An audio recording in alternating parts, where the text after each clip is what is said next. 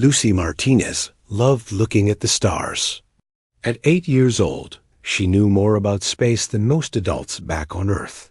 Her mother, Dr. Carmen Martinez, worked on Kepler Station, studying alien plants and animals. Lucy had lived on the station for 2 years now, and she knew every hallway and room dot today was special. 3 different alien races were visiting the station for an important meeting. Lucy had seen the tall, blue-skinned Valorians walking around in their white robes. They, bug-like Zephyrians, clicked and buzzed as they moved. The water-breathing Nereidans wore special suits that kept them wet. Lucy was supposed to stay in the living quarters while the ceremony happened, but she was bored. Her electronic tablet had run out of power, and her mother was busy preparing for the meeting. Lucy decided to explore. The station felt different today. Usually, humans walked freely everywhere. Now, security guards stood at many doors. Signs in multiple languages warned people to stay away from certain areas. Lucy could read English and some Spanish, but the alien writing looked like strange symbols.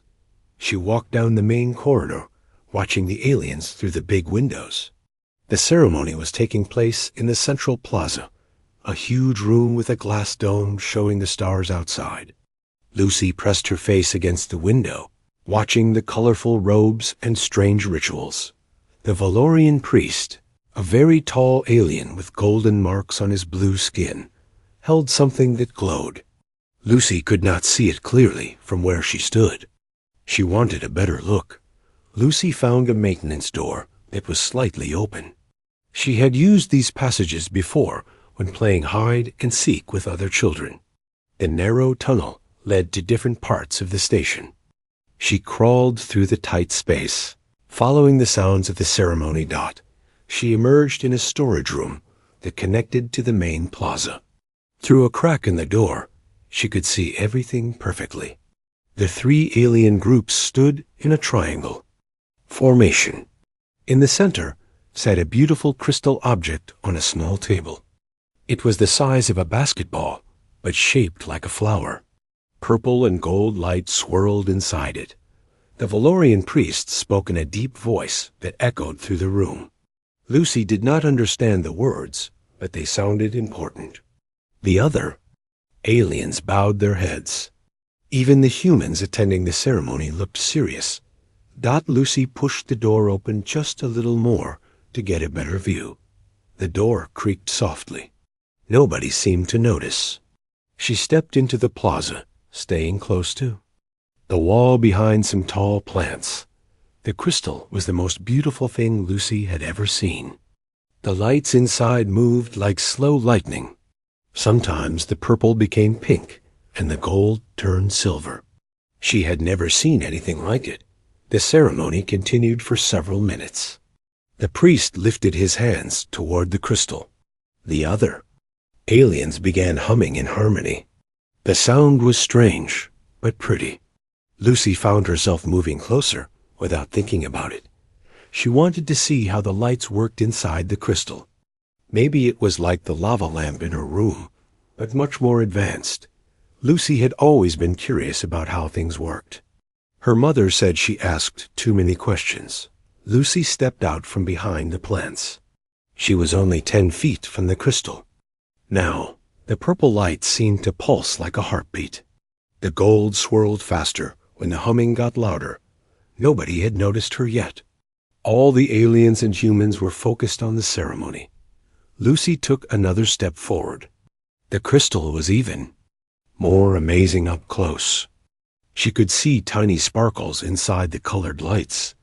The humming stopped suddenly.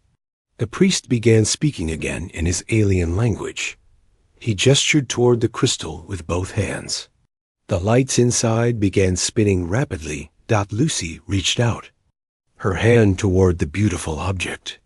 She did not mean to touch it. She just wanted to feel if it was warm or cold. But as she leaned forward, her foot caught on the table leg. The table wobbled.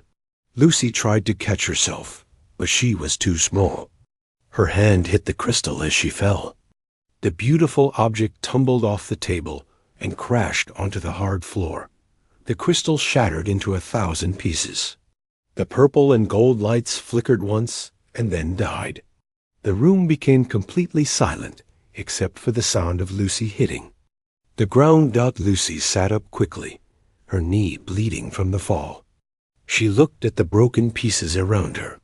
The beautiful lights were gone forever. She had broken something important during the ceremony. Every eye in the room was now looking at her. The humans looked shocked and scared. The bug-like Zephyrians made angry clicking sounds. The water aliens gurgled in their suits, but the Valorian priest looked furious. His golden marks turned bright red. He pointed at Lucy with a long finger and spoke in his alien language. His voice was no longer calm and deep. Now it sounded angry and dangerous. Ambassador Richard Stone, the head human diplomat, stepped forward. Quickly, he spoke in the alien language, his voice nervous. Lucy could tell he was trying to explain something. Maybe that it was an accident, that she was just a little girl who did not understand. The priest spoke again, louder this time. Other Valorians in the room nodded their heads. They all looked very angry. Lucy started to cry. She had not meant to break anything. She was just curious. Dr. Carmen Martinez pushed through the crowd and ran to her daughter. She picked Lucy up and held her tight. Carmen spoke rapidly to Ambassador Stone in English. "It was an accident," Carmen said. "She is just a child. She did not know." Ambassador Stone nodded and spoke to the priest again in the alien language. But the priest shook his head. He said something that made all the other aliens look uncomfortable. Captain Jake Morrison, the station security chief, moved closer too. Lucy and her mother. His hand rested on his weapon, but he did not draw it. Lucy could see worry in his eyes. The priest spoke for a long time. Ambassador Stone's face grew pale as he listened. When the priest finished, Stone turned to face the humans in the room. "High Priest Kethter says the child has committed a grave sin," Stone said quietly. "The sacred crystal of valor has been destroyed. According to their ancient law, this crime is punishable by death." Carmen Martinez held her daughter tighter. "She is 8 years old," Carmen whispered. "It was an accident." But the priest had already made his decision. He spoke again, and this time his words were final. The other alien groups looked uncomfortable, but they did not argue. Ancient laws were ancient laws. Lucy did not understand what was happening. She only knew that the adults looked scared and sad. She had broken something beautiful, and now everyone was upset with her. What Lucy did not know was that her innocent mistake would change everything between humans and aliens forever. Deep under the ice of Antarctica, machines that had been sleeping for almost 90 years began to wake up. Red lights flickered on in the darkness. Computer screens showed numbers and charts that few people on Earth would understand. The facility was so secret that only 12 people knew it existed. Dr. Lisa Chong was one of those 12 people. She had been the director of Project Eternal Guardian for 15 years, but she never thought she would see the machines wake up. The project was created as insurance, something that would only be needed if humanity faced its darkest hour. Lisa ran through the tunnels carved from solid ice. Her breath made white clouds in the cold air. Behind her, other scientists and technicians followed. They had been planning for this day, but none of them expected it to happen because of a little girl. The main chamber was huge, carved from the ice like an underground cathedral. In the center stood a metal tube 8 feet long and 3 feet wide. Frost covered its surface, and cables ran from it to dozens of machines. Inside the tube was the most important person on Earth, though most people did not know he existed. General Marcus Kane had been humanity's greatest military leader. He had won the Third World War when everyone thought it was impossible. He had saved millions of lives with strategies that no other general could imagine. But that was 89 years ago. Kane had volunteered to be frozen in 2157. He was not sick or dying. He was only 50 years old and in perfect health. But Earth's leaders knew that genius like his was too valuable to lose. They built this facility to preserve him until humanity needed him most. The awakening protocol was automatic. When certain conditions were met anywhere in human space, the machines would start the revival process. The death of Lucy Martinez had triggered every single alarm. Lisa watched the machines work. Warm liquid flowed through tubes into the cryo chamber. The frost on the metal began to melt.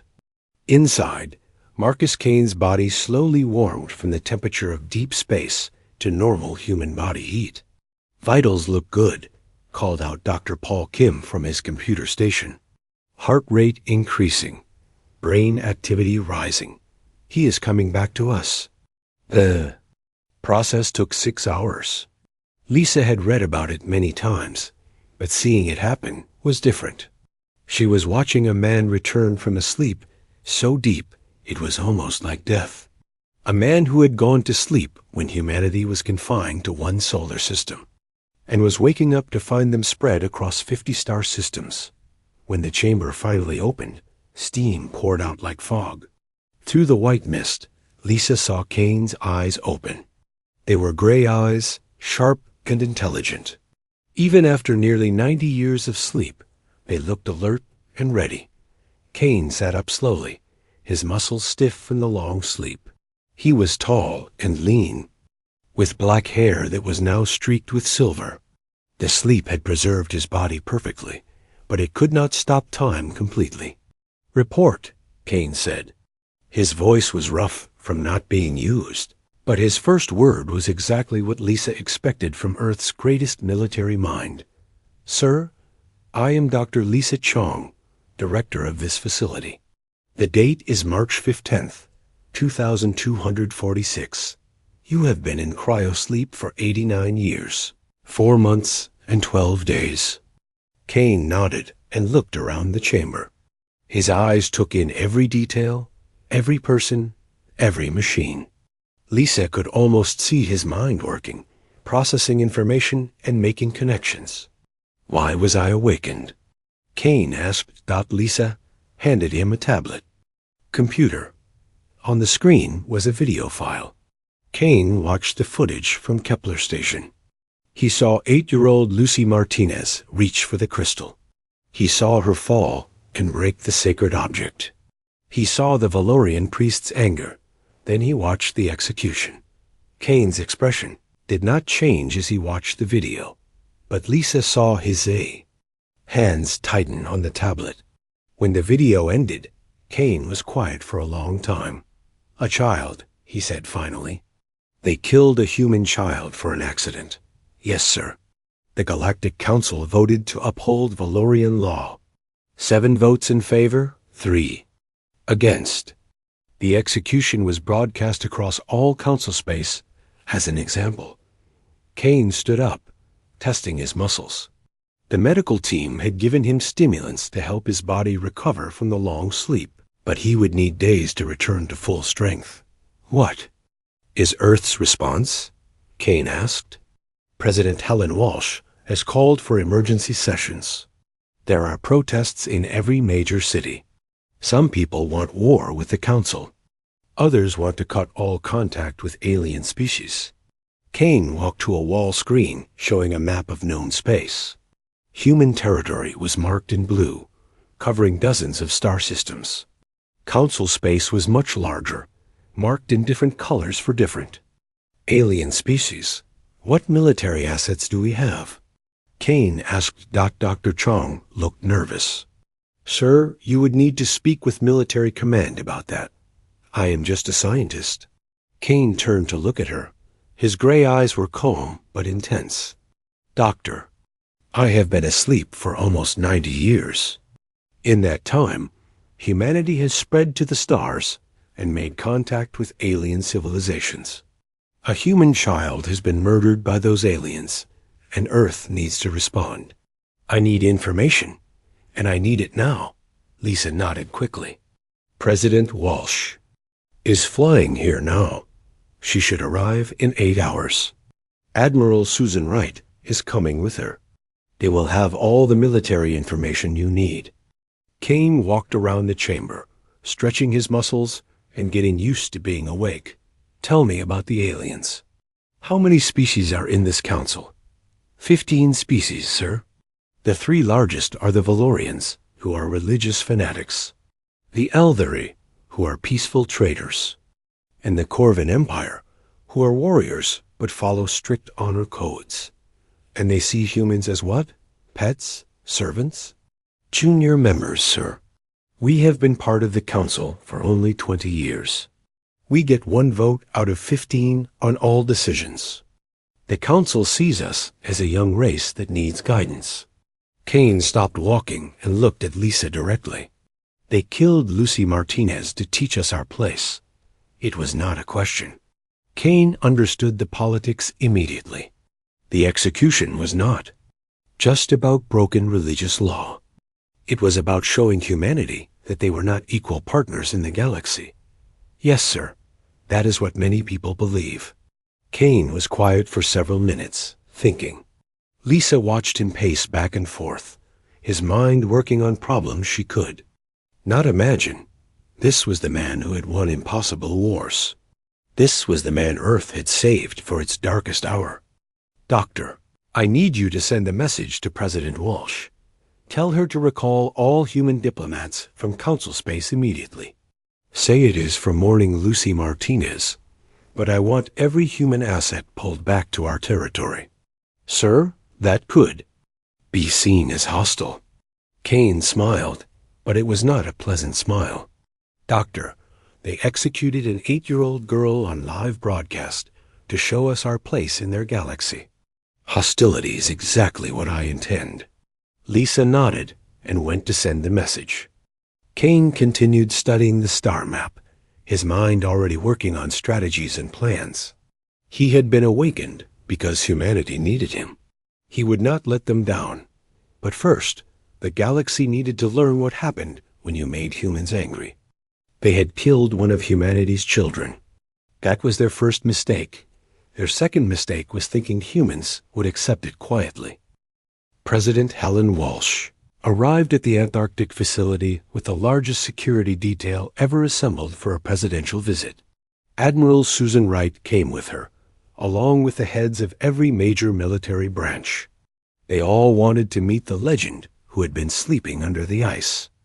Kane was waiting for them in the briefing room, wearing a simple military uniform that Dr. Chong had provided. He looked exactly like the history books described him, except for the silver in his hair. His gray eyes studied each person as they entered the room. Mr. President, Kane said, standing to greet her. General Kane, Walsh replied. I wish we were meeting under better circumstances. Kane gestured for everyone to sit at the long table. President Walsh, the circumstances are exactly why I was awakened. Tell me about our military capabilities. Admiral Wright opened a secure tablet and began her briefing. We have the Earth Defense Fleet, consisting of 47 major warships and over 300 smaller vessels. We also have colonial defense forces at each of our settled worlds. What about weapons technology? Kane asked. We have been reverse engineering alien technology for decades, Wright admitted. Most of our ships now use hybrid human-alien systems. We have energy weapons, advanced shields, and faster-than-light communication. Kane nodded. Good. What about ground forces? General Roy Adams, head of the Earth Army, answered this question. We have regular forces on all colonies, plus special operations units. About 2 million active personnel across all branches. Enhanced soldiers? Kane asked out. The room went quiet. President Walsh looked uncomfortable. General, that program is highly classified. Kane leaned back in his chair.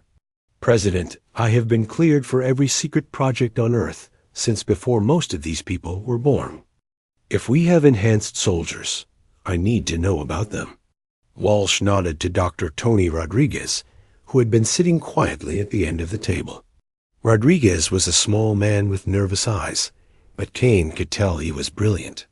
We call it the Human Enhancement Project, Rodriguez said. We have been working for 30 years to improve human physical and mental capabilities using a combination of genetic modification and cybernetic implants. How many enhanced soldiers do we have? Kane asked. About 5,000 in active service. They are stronger, faster, and smarter than normal humans. They can also interface directly with computer systems and communicate through quantum links. Kane smiled for the first time since awakening. Excellent. What about hidden military assets? Admiral Wright looked at President Walsh, who nodded. We have the Terran Defense Grid, Wright said. 57 hidden military stations throughout human space. They appear to be research facilities or mining operations, but each one houses advanced weapons and a squadron of fighter craft. Why hidden? Kane asked. The Galactic Council limits military buildup by member species, Walsh explained. We were not allowed to build major military bases without Council approval. So we built research stations that could be quickly converted to military use. Kane studied the star charts on the wall screen. Human space looked small compared to the alien empires, but Kane saw the advantages. Human worlds were clustered together, making defense easier. The hidden military stations were perfectly positioned to control key space routes. What about alien military strength? Kane asked. Admiral Wright brought up new charts. The Valorians have the largest fleet, about 800 major warships. The Corvan Empire has fewer ships but better weapons. The Alderai are mainly merchants with light defensive forces. Kane studied the numbers carefully. On paper, any one of the major alien species could defeat humanity in a straight fight. But Kane had never fought straight fights. What about alien politics? Kane asked. Who voted against executing Lucy? Martinez? Ambassador Richard Stone, who had returned from Kepler Station the day before, answered. The Alderai, Nereidans, and Zephyrians voted against the execution. Several other species abstained. Only the Valorians and their closest allies voted for it. Kane saw the opportunity immediately. So the Council is not united. Good. We can work with the species who voted against the execution. General, President Walsh said carefully, what exactly are you planning? Kane stood and walked to the star map. President, the aliens killed Lucy Martinez to show us our place in their galaxy. They wanted to demonstrate that human life has no value compared to their ancient laws and religious beliefs. He turned to face the room. They made a mistake. They showed us exactly what they think of humanity. Now we are going to show them what humanity thinks of child killers. Are you talking about war? Admiral Wright asked. I am talking about justice, Kane replied. But if war is necessary to get justice, then yes. Kane began outlining his strategy. First, he wanted all human diplomats recalled from Council space. This would look like mourning behavior, but would actually consolidate human assets. Second, he wanted the enhanced soldiers formed into special strike teams for surgical operations against alien targets. What kind of operations? President Walsh asked. Demonstrations, Kane said. We need to show the galaxy that humans can reach anyone, anywhere, anytime we choose. But we will not kill innocents. We are not like them. Kane wanted the hidden military stations activated and ready for combat. He also wanted Captain Sandra Kim's stealth ship, the Nightfall, to make contact with the species who had voted against Lucy's execution. We need allies, Kane explained. The Alderai, Nereidans, and Zephyrians already have doubts about the Council's decision. We can work with them. Dr. Rodriguez spoke up. General, what about the enhancement program? Do you want us to expand it? Kane thought for a moment. Yes, but carefully. I want volunteers only, and I want them to understand exactly what they are signing up for. We are not creating monsters. We are creating protectors. President Walsh looked worried. General, if this goes wrong, we could face the combined might of 15 alien species. Kane's gray eyes were steady. President, they already killed one of our children. If we do nothing, they will know they can kill more. Lucy Martinez died because the galaxy thinks human life is worthless. I intend to change their minds. Over the next week, Kane's orders were carried out across human space. Diplomats returned home, bringing with them detailed intelligence about alien military capabilities and political divisions. The hidden military stations began their transformation from research facilities to combat bases. The enhanced soldiers were organized into small teams, each capable of infiltrating alien installations and conducting precision strikes. Captain Kim received new orders to begin secret negotiations with sympathetic alien species. Most importantly, Kane established a new military command called the Terran Protection Authority.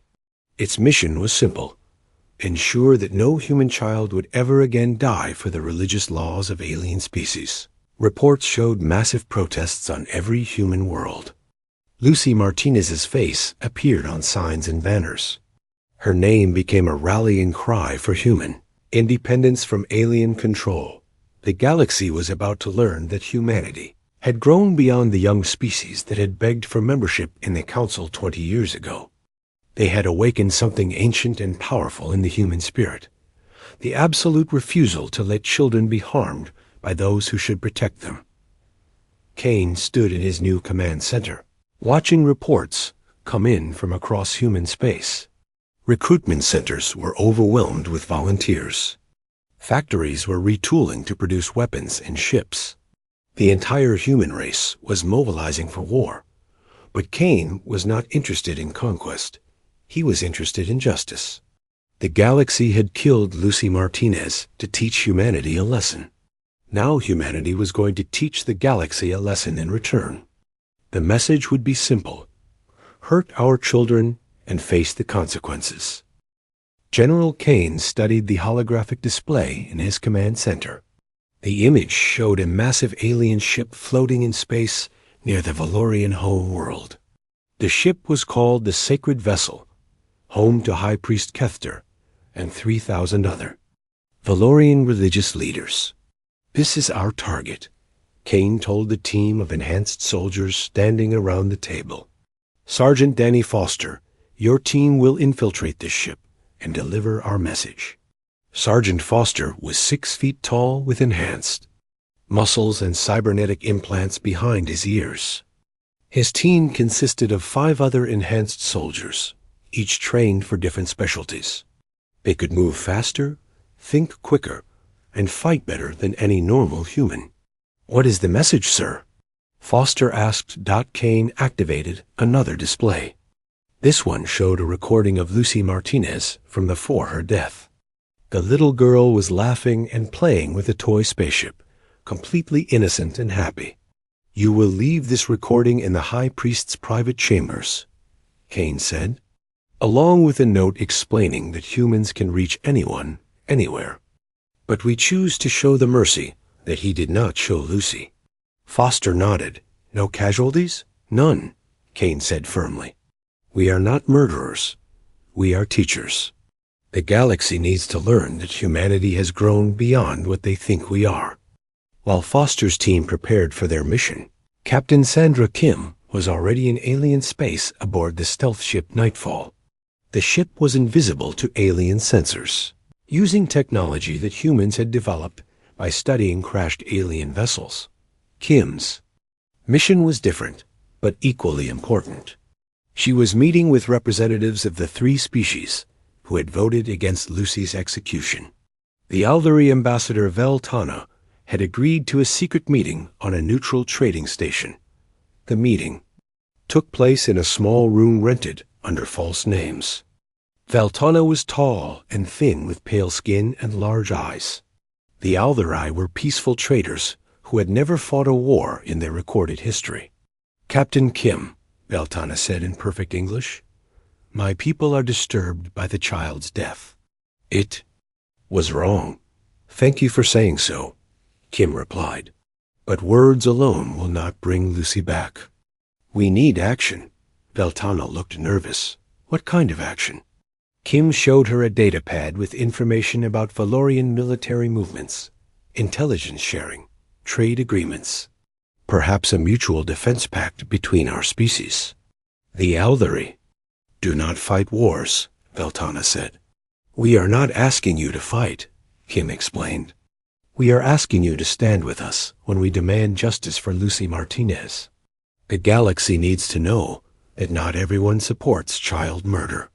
After 2 hours of discussion, Veltana agreed to carry Kim's message back to the Aldari Council. Similar meetings were arranged with Narration and Zephyrian representatives. The foundation for a new alliance was being built. Back at the sacred vessel, Sergeant Foster's team approached the massive ship in a small transport that appeared to be carrying medical supplies. The ship's cargo hold was actually filled with advanced infiltration equipment and weapons that the Valorians allowed the transport to dock without inspection. Religious ships were considered sacred and safe. They never expected humans to violate that sanctity. Foster and his team moved through the ship's corridors like ghosts.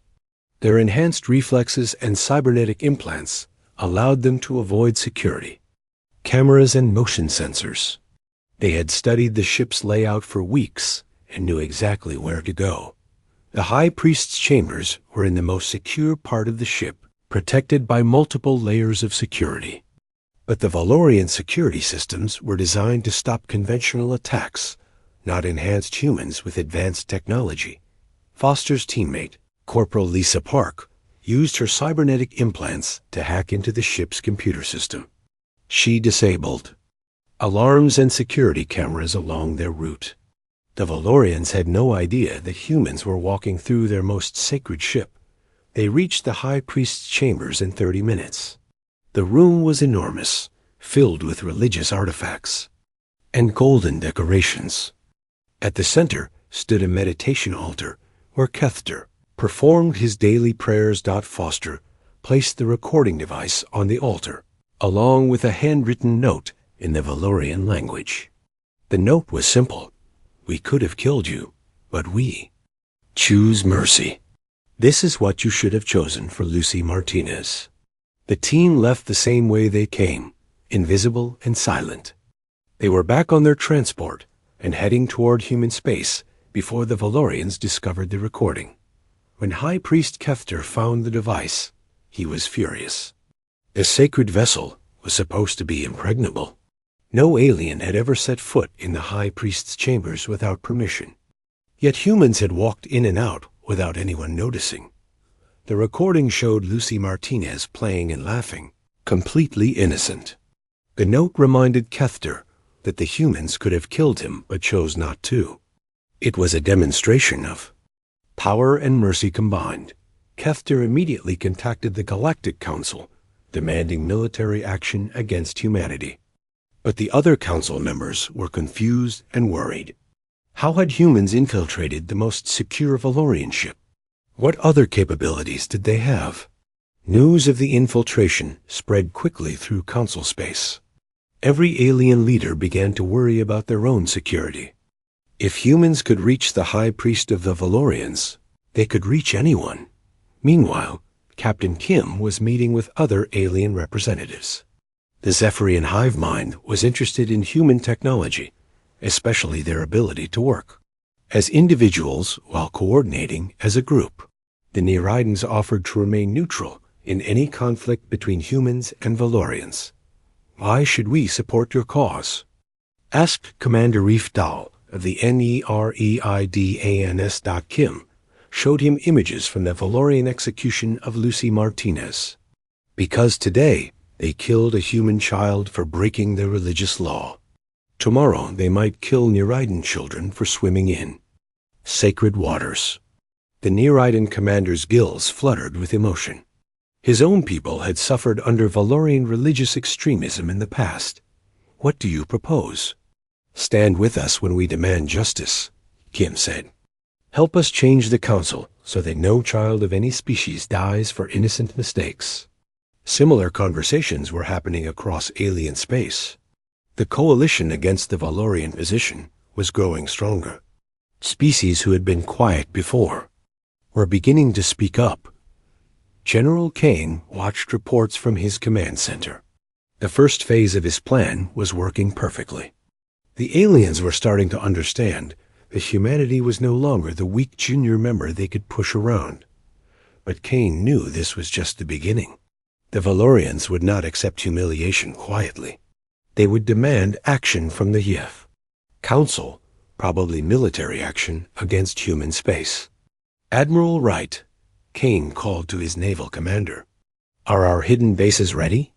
All 57 stations are now active and armed, Wright reported. We also have enhanced the defense systems of every human colony. Kane nodded. Good, because the real test is coming. The Valorians will try to force the Council into military action against us. We need to be ready. President Walsh entered the command center looking worried. General, we are receiving reports that several alien species are mobilizing their fleets. The Galactic Council has called an emergency session. Kane smiled grimly. Perfect. Let them debate. While they argue about what to do with us, we will be preparing our next demonstration.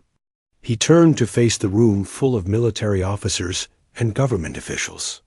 Ladies and gentlemen, we have shown the galaxy that we can reach their leaders. Now we need to show them that we can protect our own. The second phase of Kane's plan was about to begin, and this time the demonstration would be even more impressive than the first. The Galactic Council's emergency session was the largest gathering in the organization's history. Representatives from all 15 member species filled the great chamber of the Nexus, the massive space station that served as the Council's capital. Everyone wanted to know how humanity would respond to their growing isolation. High Priest Kefter stood at the center podium, his blue skin darker with anger. The humans have violated sacred law by infiltrating our holy vessel, he declared.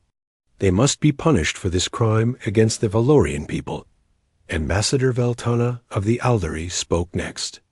High Priest, the humans harmed no one during their infiltration. They demonstrated remarkable restraint. Perhaps we should consider their message rather than demanding punishment. Their message is terrorism, Kefter replied. They sneak through our ships like thieves and leave threats in sacred places. This behavior cannot be tolerated.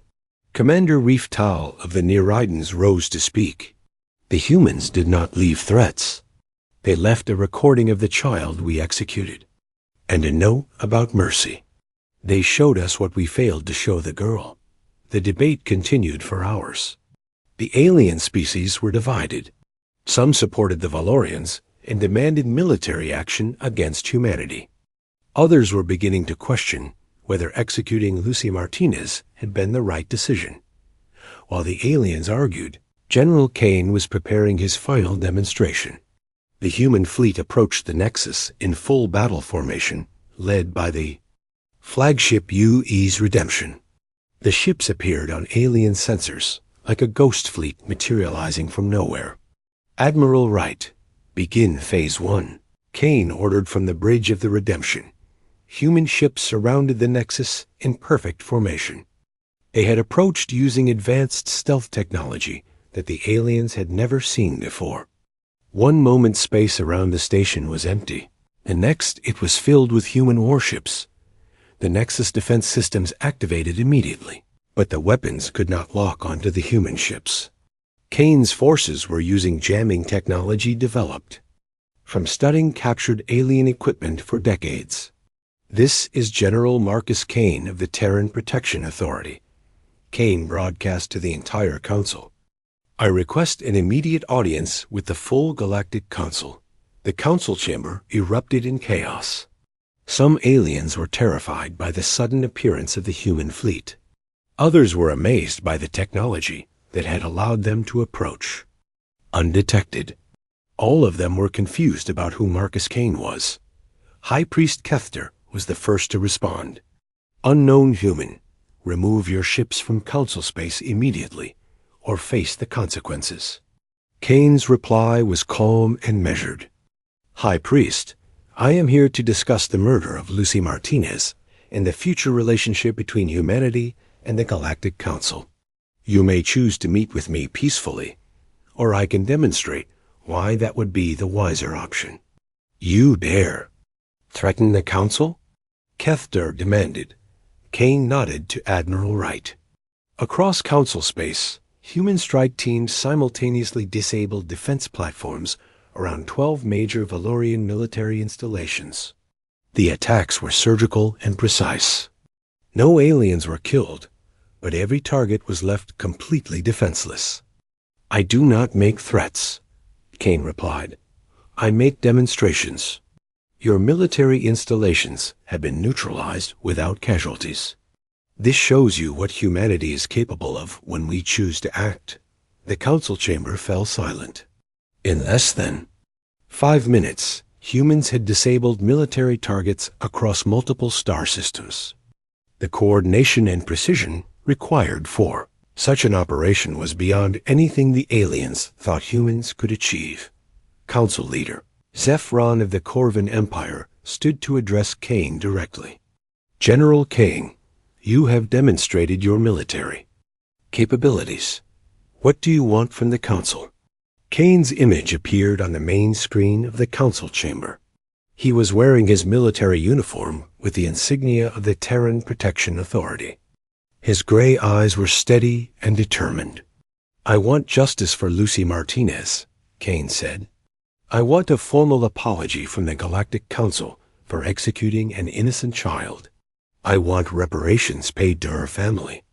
And I want new laws protecting all children from punishment for innocent mistakes.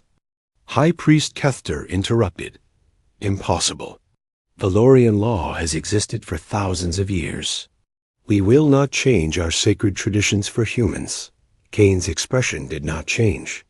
High Priest, your sacred traditions just became humanity's problem, and humanity solves its problems. Kane gestured to Admiral Wright again. This time, the demonstration was even more impressive. Human ships appeared around every major Valorian world simultaneously. The ships did not attack, but their message was clear. Humanity could reach any target in Valorian space anytime they chose. How is this possible? Whispered Council Leader Zephran. Your species joined the Council only 20 years ago. You were barely capable of spaceflight. Kane smiled grimly. We have been studying your technology and preparing for this day. Since we first met alien species, humans learn quickly when their children are threatened. Ambassador Veltana stood to address the Council. My fellow representatives, we must face the truth. Humanity has become a major galactic power while we were treating them as junior members. They have shown us capabilities we never imagined. They possessed. Commander Riftal added his support. The humans could have destroyed our military installations, but they only disabled them. They could have killed High Priest Kethter, but they left him a message about mercy. They are showing us restraint that we did not show their child. The debate continued for 6 more hours. The alien species argued about military responses, diplomatic solutions, and political consequences. But everyone understood that the galaxy had changed forever. Finally, Council Leader Zephron called for a vote on Kane's demands. The results were 8 votes in favor, 4 against, with 3 abstentions. Only the Valorians and their closest allies refused to accept the new reality. High Priest Kethter was furious. This council has betrayed everything we stand for. Valorian law is sacred and cannot be changed for the convenience of humans. Kane's response was swift and final. High Priest, your law is now irrelevant. Humanity will protect all children in this galaxy, regardless of species. If you threaten any child again, you will face the full military might of the Terran Protection Authority. The formal agreements were signed 3 days later. The Galactic Council issued an official apology for the execution of Lucy Martinez. Dr. Carmen Martinez received reparations enough to fund child protection programs on dozens of worlds. New laws were enacted protecting children of all species from punishment for innocent mistakes. Most importantly, humanity was granted equal representation in council decisions. Earth would no longer be treated as a junior member, but as a full partner in galactic civilization. Ambassador Richard Stone returned to the Nexus as humanity's first equal representative to the Council. His new embassy was larger than the embassies of species that had been council members for centuries. General Kane established permanent headquarters for the Terran Protection Authority on a space station near Earth.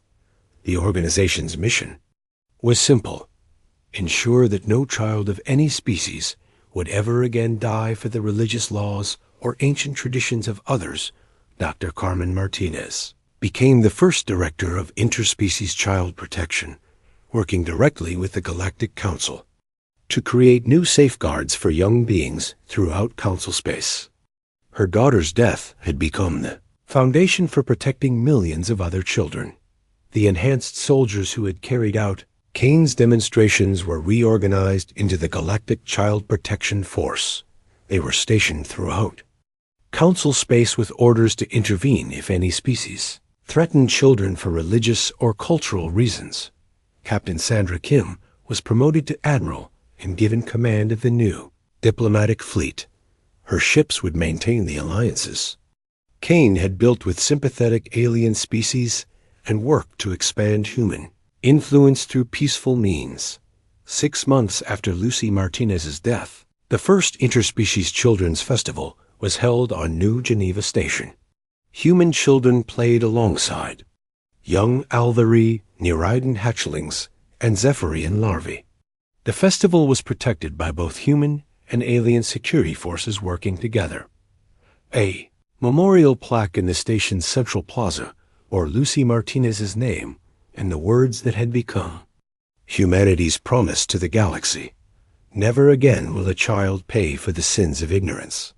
General Kane attended the festival, watching the children play with a small smile on his face. Dr. Martinez approached him as he stood before her daughter's memorial.